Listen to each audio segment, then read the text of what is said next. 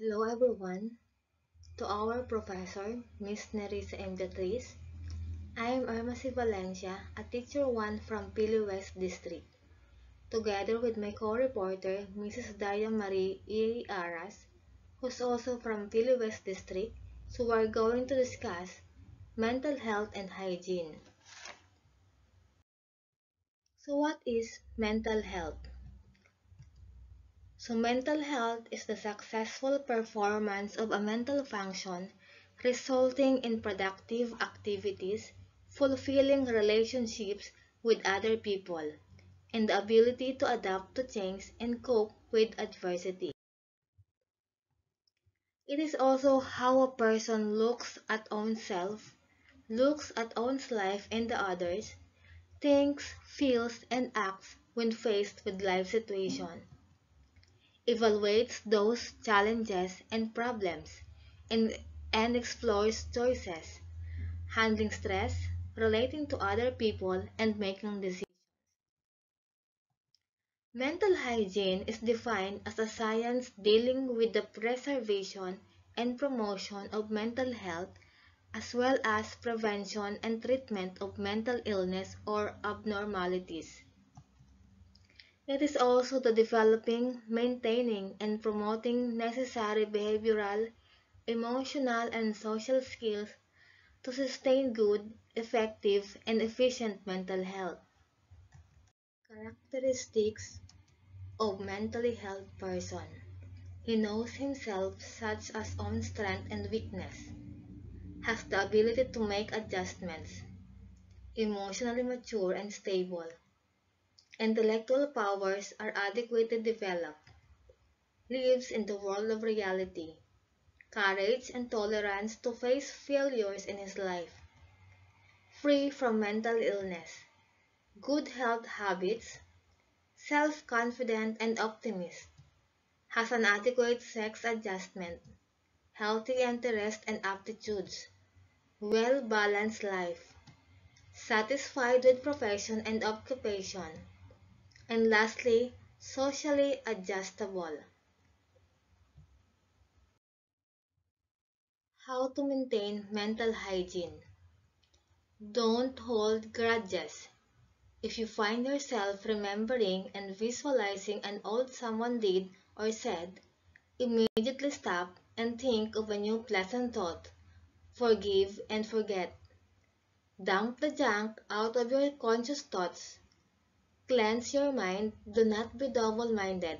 Say, I forgive that, or I will not hold on to that anymore. Try to forgive all wrongs quickly. Say so. Declare it, I forgive that, and then go on as if you do forgive it. Don't entertain bad thoughts. Clean up your speech and your thoughts. Doubt your hearing and your sight. Doubt your negative interpretations of what you heard or saw. Ignore subtle actions of others.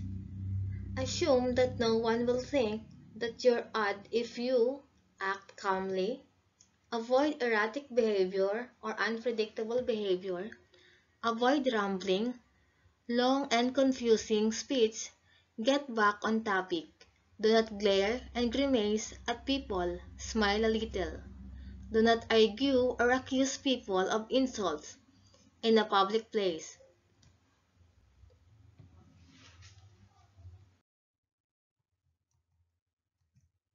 Avoid publicly laughing for no apparent reason or talking to yourself or muttering and giggling in public.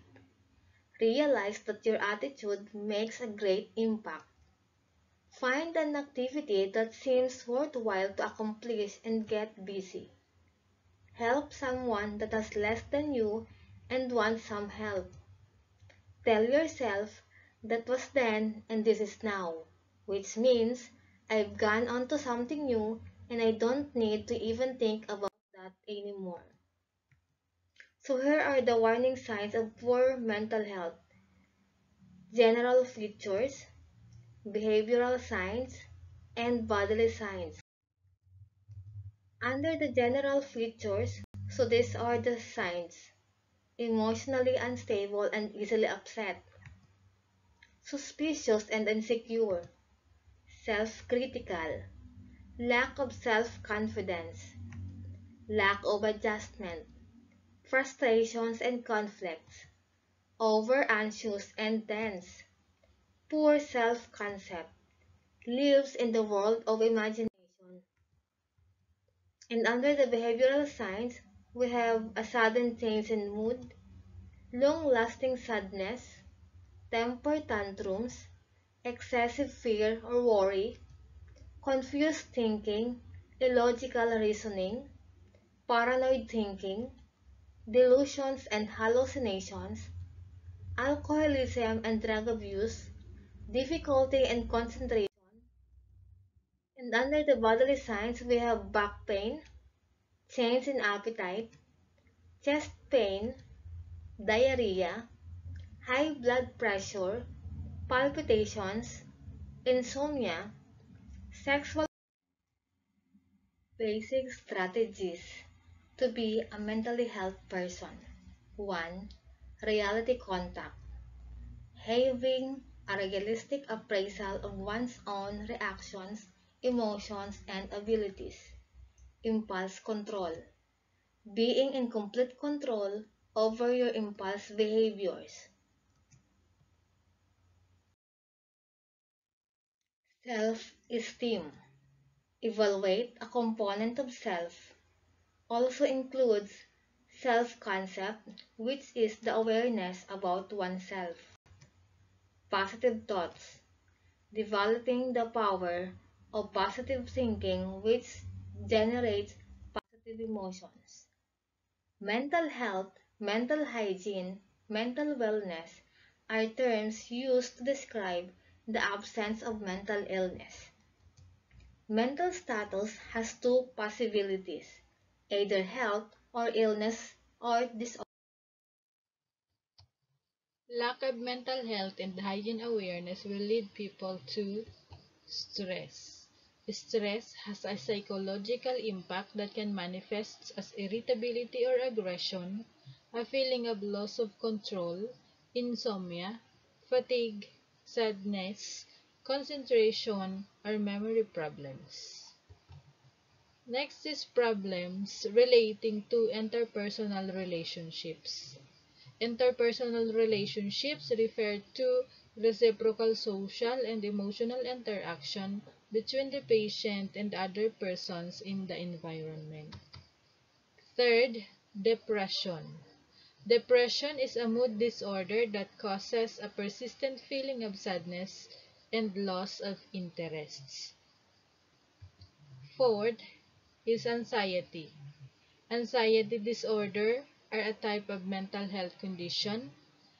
It makes difficult to get through your day. Symptoms include feeling of nervousness, panic and fear, as well as sweating and a rapid heartbeat.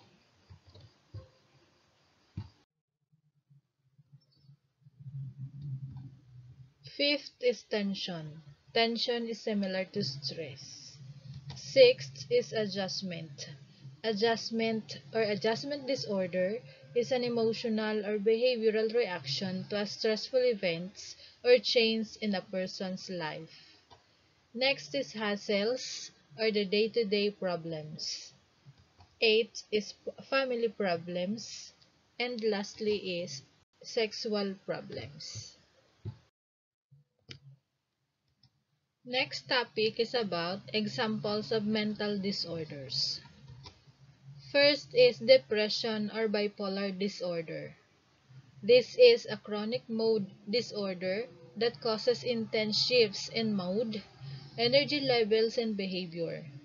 Manic and hypomanic episodes are the main signs of the condition, and most people with bipolar disorder also have depressive episodes. The condition is manageable with medications, talk therapy, lifestyle changes, and other treatments. Next is anxiety disorders. These are a type of mental health condition. Anxiety makes it difficult to get through the day. Symptoms include feeling of nervousness, panic and fear, as well as sweating and rapid heartbeat. Treatment include medications and cognitive behavioral therapy. Next is schizophrenia. This is a serious mental disorder which people interpret reality abnormally. Schizophrenia may result in some conditions of hallucinations, delusions, and extremely disordered thinking and behavior that impairs daily functioning and can be disabling. People with schizophrenia requires lifelong treatment. Next is obsessive or compulsive disorder. This is a common, chronic, and long-lasting disorder in which a person has uncontrollable recurring thoughts or obsession and/or behaviors or compulsions that he or she feels the urge to repeat over and over.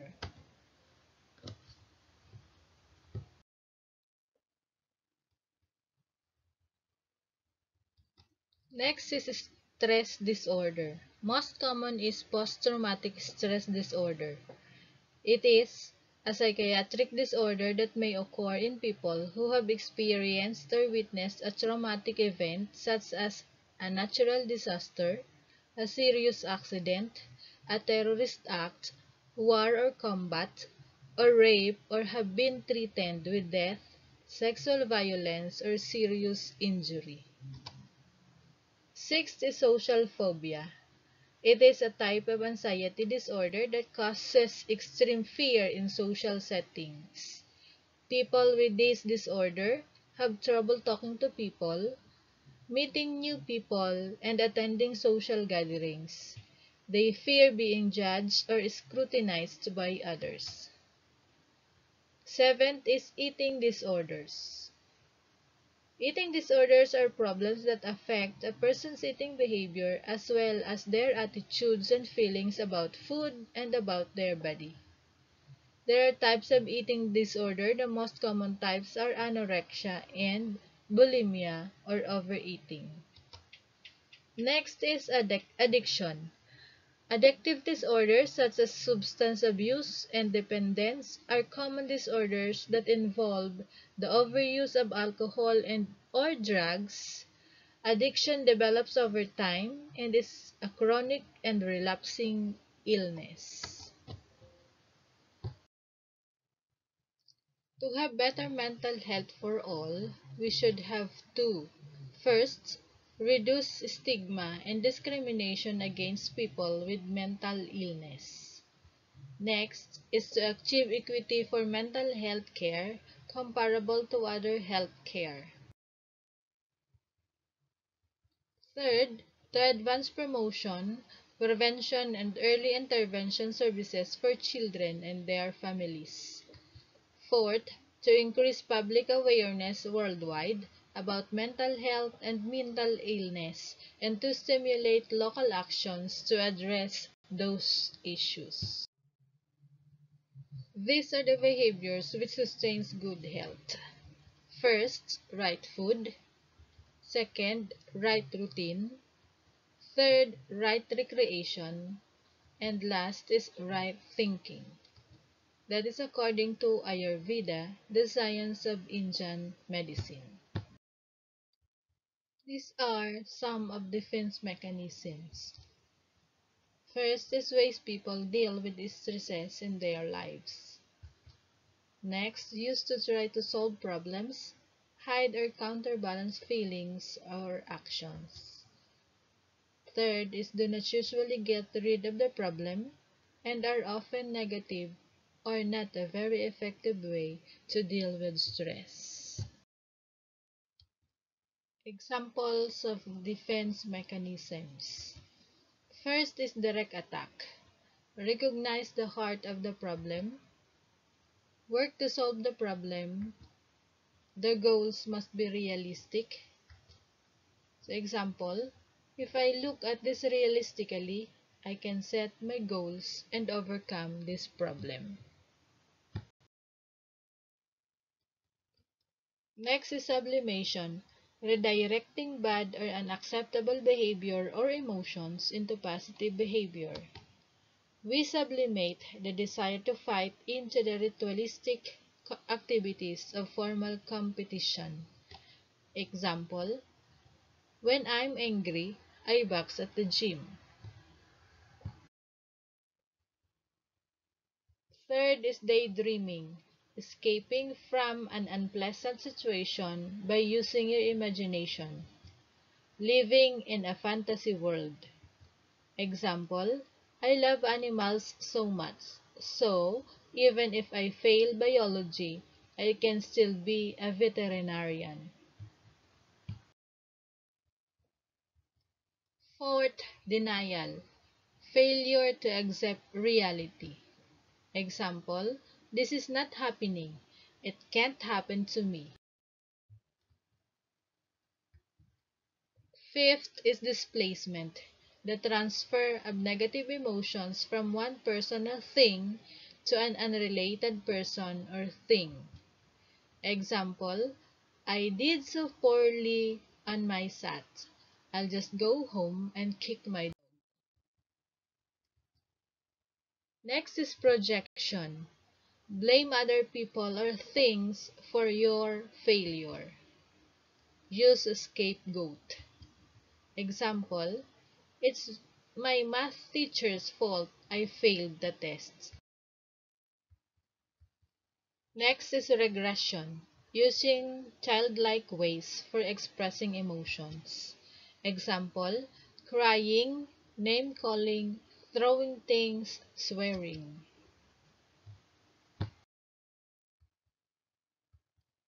Acting out, performing an extreme behavior in order to express thoughts or feelings the person feels incapable of otherwise expressing.